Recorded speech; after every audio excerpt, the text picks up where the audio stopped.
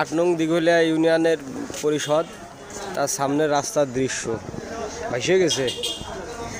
উন্নয়ন করতে করতেই এত উন্নয়ন করেছে যে ভোট অফিসে পুকুর হয়ে গেছে।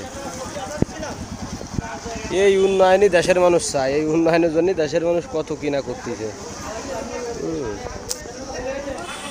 নির্বাচনে দাঁড়ানোর সময় ভোটারকে গাদি গাদি টাকা দিতে হবে, আবার ভোটাররা নির্বাচন হওয়ার পরে এ দাও তা দাও, চেয়ারম্যানরা দেবে কোন তা তো এই হচ্ছে চেয়ারম্যান মেম্বারকে বক্তব্য, টাকা দে ভোট কিনবে আবার উন্নয়নও করবে, তাহলে সেটাকে টাকা পয়সা ওঠ ফেঁকিয়ে দেয়।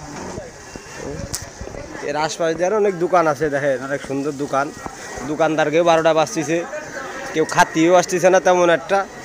হ্যাঁ, কেদা থাকলে আসবে কোনকে মানুষজন।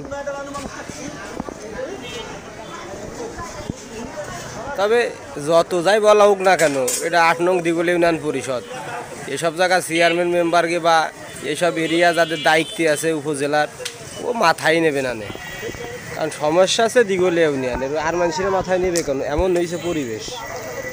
দেখি তারপরেও চেয়ারম্যান মেম্বারকে বিষয়টা অবগত তো করেও লাভ নাই, কারণ তিনারাই তো পানি কাদা কিচের পার হইয়ে তারপরে তাই ভোট অফিসে যাচ্ছে পরিষদে মানুষের সেবা দিতে। এই আছে অবস্থায়, পাশ দিয়ে দোকানপাট আছে।